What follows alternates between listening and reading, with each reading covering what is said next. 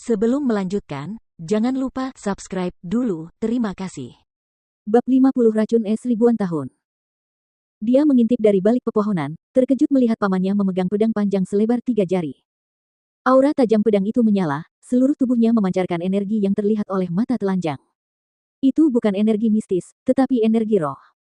Tanpa keraguan sedikit pun, dia adalah seorang kultivator keabadian. Namun, ada sesuatu yang tampak salah dengan dirinya saat itu. Meskipun ia berusaha keras untuk menoleransi apapun yang memengaruhinya, lapisan demi lapisan kristal putih halus yang terbentuk di atas janggut dan alisnya tidak lain adalah es yang membeku di atasnya. Embun beku. Mengapa embun beku terbentuk di tubuhnya? Ark. Dengan erangan berat, pembunuh berjubah hitam terakhir mendapati dadanya tertusuk pedang panjang yang memancarkan energi dingin yang menusuk.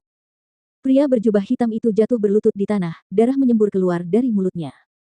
Matanya menatap tajam ke arah Ling Mo Han dan dia membuka mulutnya yang penuh darah seolah mencoba mengatakan sesuatu tetapi gagal. Pada akhirnya, dia mengembuskan napas terakhirnya dan jatuh tak bergerak. Pada saat itu, tubuh Ling Mo Han tidak bergerak sedikit pun, seolah membeku. Dia berdiri di sana dengan tenang seperti patung es, embun beku yang keluar dari tubuhnya sedingin es musim dingin selama 1000 tahun, begitu dinginnya sehingga bahkan Feng Jiu yang bersembunyi lebih dari 10 meter darinya pun dapat merasakan dinginnya. Bam! Seluruh tubuhnya yang kaku jatuh ke tanah, gemetar hebat saat ia meringkuk seperti bola. Bukan hanya itu, embun beku di wajahnya juga tampak semakin tebal. Melihat situasinya tidak beres, dia segera berlari menghampirinya. Paman, Paman, bagaimana perasaanmu? Tanyanya sambil berjongkok di sampingnya. Ia baru saja akan mengangkatnya sedikit ketika sentuhan sekecil apapun membuatnya merasakan dingin yang menusuk di tangannya. Aduh, dingin sekali. Dia menarik tangannya secara refleks, terkejut saat melihat sepasang mata yang menatapnya. Mengapa tubuhnya begitu dingin? Jika dibiarkan sendiri, bukankah dia akan mati kedinginan? Hanya sekilas lalu dia menutup matanya lagi, bibirnya berangsur-angsur berubah ungu. Melihat situasi yang kritis, dia mengatupkan rahangnya erat-erat dan memaksakan diri menahan dingin yang menusuk saat dia menempelkan jarinya di pergelangan tangan pria itu untuk memeriksa denyut nadinya. Kesimpulan yang didapatnya mengejutkannya. Ini adalah racun embun beku 1000 tahun. Matanya terbelalak kaget, merasa tidak percaya.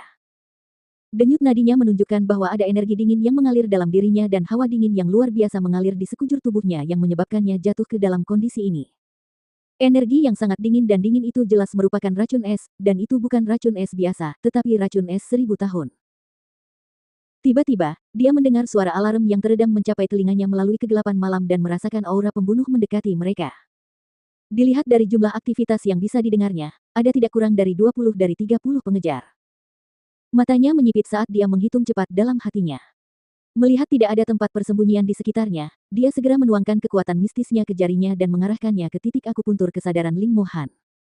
Pada saat berikutnya, dia mendorong pikirannya ke dalam cincin dan membawa Ling Mo Han ke dalam ruang cincin bersamanya. Tepat saat mereka berdua menghilang dari tempat mereka, 30 pria berjubah hitam yang membawa pedang di tangan mereka mengepung area tersebut sesaat kemudian. Pemimpin pasukan itu melihat lebih dari 10 mayat pria berjubah hitam yang terbunuh tergeletak di tanah dan wajahnya langsung berkerut. Suaranya rendah, diwarnai dengan kemarahan yang tertahan. Energinya terdeteksi di tempat ini beberapa saat yang lalu. Dia tidak akan bisa pergi jauh jika ada racun Frost di dalam dirinya. Temukan dia. Ya. Pria-pria berjubah hitam itu menjawab serempak, membagi diri mereka ke dalam beberapa kelompok untuk mencari di sekitar. Pada saat yang sama, di dalam ruang cincin itu, Phoenix api kecil sedang melotot marah ke arah Feng Jiu, tidak pernah menyangka bahwa dia akan membawa masuk seorang pria yang memancarkan hawa dingin yang menggigit dari tubuhnya ke sini. Feng Jiu tidak punya waktu untuk mengurusi anak laki-laki itu saat itu karena dia sedang sibuk menggunakan kekuatan mistisnya untuk melindungi meridian jantung Ling Mo Han. Jika meridian jantung pun membeku, dia tidak akan jauh dari kematian. Phoenix api kecil itu menyilangkan kedua lengannya di dada sambil menatap orang asing yang telah memasuki wilayahnya dengan mata menyipit. Suaranya yang kekanak-kanakan terdengar dingin dan penuh kecemburuan saat dia berkata, itu adalah racun es, energi terdingin di bawah langit. Sedikit kekuatan mistis yang kau miliki tidak akan cukup untuk melindungi meridian jantungnya. Pria ini, sudah hampir mati.